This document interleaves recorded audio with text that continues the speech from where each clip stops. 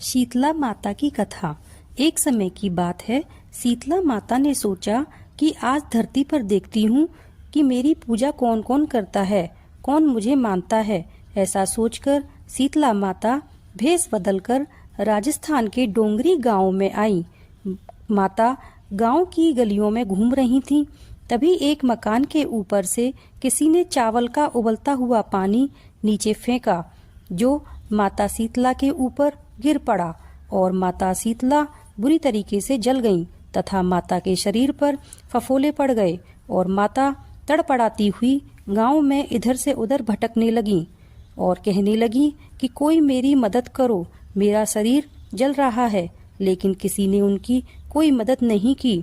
आगे चलकर माता ने देखा एक कुम्हारन घर के बाहर बैठी हुई गीली मिट्टी से बर्तन बना रही थी। तो उसने माता को देखा और उनके पूरे शरीर पर गीली मिट्टी लगा दी, जिससे माता के शरीर पर फफोलों में बहुत आराम मिला तथा शरीर की तपन कम हो गई। फिर कुम्हारन ने माता के शरीर पर ठंडा ठंडा पानी डाला, जिससे माता को बहुत ठंडक हुई तथा माता बहुत खुश हो गई। तथा कुम्हारन बोली कि माता, मेरे घर पर रात का बना हुआ दही और राबड़ी रखी है, आप उसे खा लीजिए।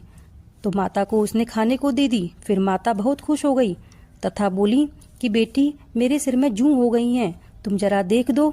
जिससे वह जूं देखने लग गई तो माता के सिर में पीछे भी एक आंख दिखाई दी, जिसे देखकर वह बहुत डर गई।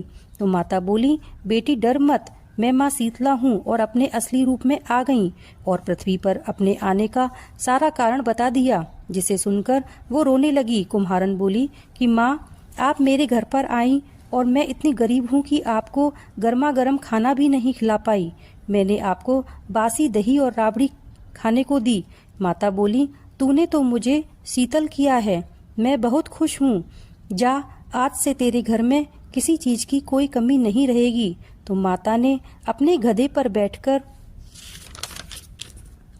एक हाथ में झाड़ू तथा दूसरे हाथ में टोकरी लेकर उसके घर की सभी दरिद्रता को दूर कर दिया।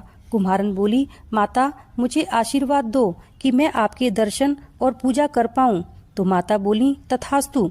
आज के दिन जो भी स्त्री पुरुष ठंडे खाने से मेरी पूजा करेगा, मैं हमेशा उसकी दरिद्रता दूर करूंगी। और ये ले कलसे का पानी, इसको अपनी झोंपड़ी पर डाल देना। कल नगरी में आग लगेगी तो पूरा नगर जल जाएगा तथा तेरा घर नहीं जलेगा। माता इतना कहकर अंतर्ध्यान हो गई। कहने के अनुसार रात हुई तो पूरी नगरी जल गई।